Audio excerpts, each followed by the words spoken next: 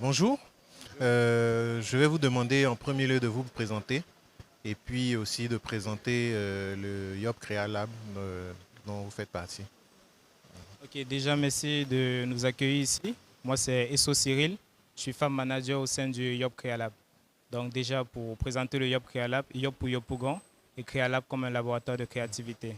Donc c'est un projet qui est axé autour de 4 pôles: l'espace Fab Lab, laboratoire de fabrication, l'espace environnement, l'espace coworking et l'espace volet agriculture.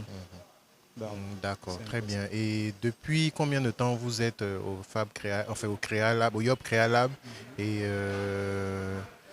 oui, depuis combien de temps est-ce que vous êtes au YOP Créa Lab?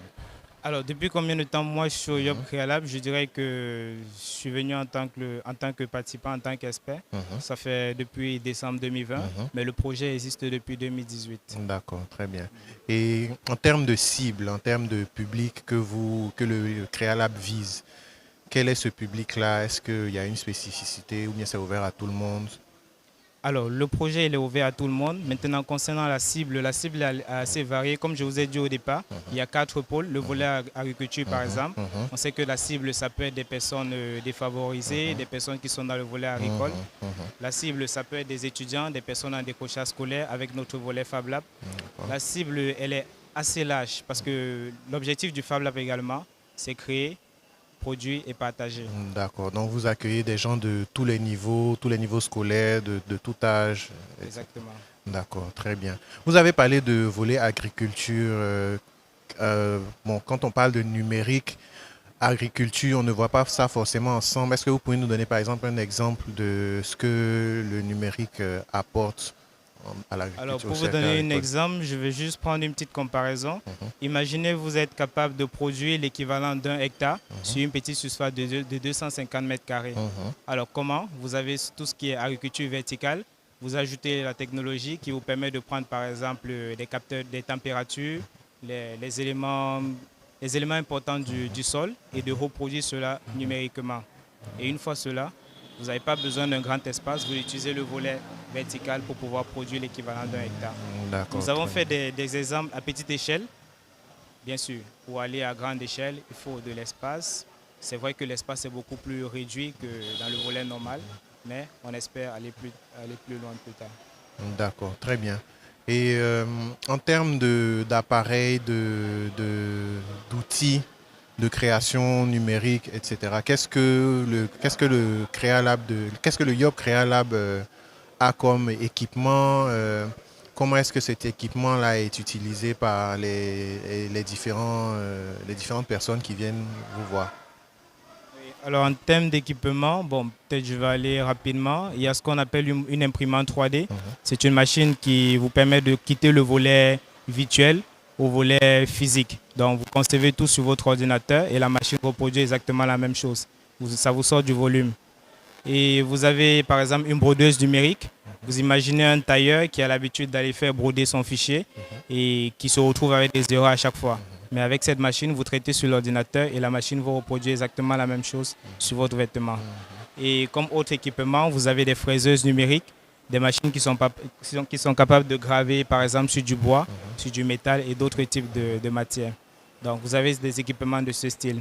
Pour l'instant, nous avons des équipements à petite taille, mais vu que nous avons un projet de construction d'un bâtiment, les équipements qui sont grands sont stockés chez l'un de nos partenaires. d'accord, très bien. Euh, tous ces équipements-là, ces équipements de pointe que vous avez cités, c'est des choses, par exemple, qui se voient très régulièrement à l'étranger, dans les pays européens ou américains, mais c'est des choses qui ne sont pas forcément répandues ici, dont les gens n'ont pas vraiment la connaissance. Est-ce que vous menez une action aussi d'information par rapport à ces équipements-là, ces choses-là qu'on peut promouvoir? Oui, alors je pense peut-être que je vais commencer par la fin parce que l'action d'information, Mhm, nous sommes ici dans le cadre du Novembre numérique et je pense que cette action déjà c'est la meilleure pour pouvoir déjà mhm, promouvoir tout ce qui mhm, est numérique. mhm, Nous allons parfois dans des écoles, mhm, il y a ce qu'on appelle des open labs où on ouvre l'accès au public pour mhm, montrer réellement que voilà, mhm, vous pouvez venir découvrir, c'est un espace accessible à tout le monde. Donc il y a assez de stratégies. Nous ne sommes pas maîtres de toute cette technologie, mhm. Mais nous pouvons vraiment, avec la communauté que nous créons, nous pouvons voir quelle stratégie est la meilleure pour que ce soit accessible à tout le monde. Et concernant l'accessibilité des machines, c'est vrai qu'on a l'habitude de voir ça à l'étranger, mais avec le strict minimum, on peut nous-mêmes fabriquer ces machines. C'est ça. Et c'est justement là le volet communautaire parce qu'on organise parfois des ateliers où des gens viennent, chacun avec son domaine d'activité, et on parvient à créer quelque chose d'extraordinaire. Sur du métal, sur toute autre matière. Et tout est traité sur l'ordinateur, point de vue numérique. Vous avez également un autre élément ici qui est fait avec du laser. Ouais. Donc on fait sur des planches ici pour montrer vraiment aux étudiants que c'est accessible à tout le monde. Là, ce n'est pas des fichiers qui sont truqués parce que là, on parle d'Institut français, on parle de novembre numérique, on parle de 2021. Ouais. Et ici, vous avez d'autres machines.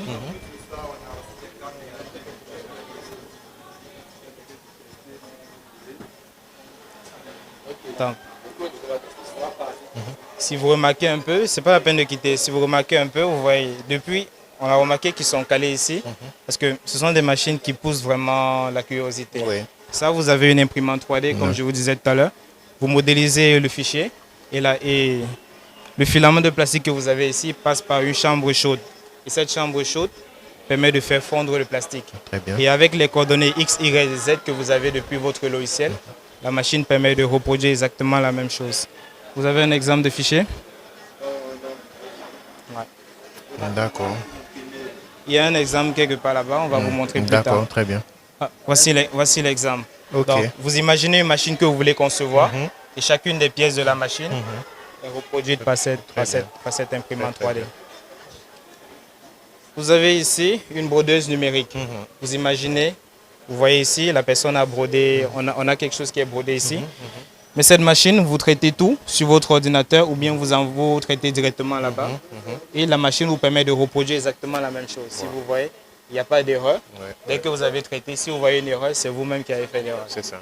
Donc, En tout cas. ils sont des machines qui sont automatiques. C'est pour ça qu'on dit la plupart de ces machines sont des machines à commande numérique. Très bien. Donc c'est un peu ça le Fab Lab. Bien sûr, il y a d'autres machines. Bien sûr. Il y a des équipements, casque de réalité virtuelle. Là, le casque de réalité virtuelle, très souvent on entend parler de ça dans les grands événements, tout ceci. Mais l'idée c'est de montrer que c'est accessible à tout le monde. C'est ça. Vous avez un développeur qui peut très bien essayer de concevoir son application, venir au Fab Lab et dire voilà, je vais tester. Là, c'est accessible à tout le monde. D'accord. Donc, vous avez tout cet espace. En tout cas, merci beaucoup pour cette présentation. Je vous en prie. C'est vraiment très impressionnant tout ça. C'est à encourager. Il faudrait que peut-être vraiment que la communication soit faite beaucoup plus, comment je vais dire ça, beaucoup plus intensément là-dessus.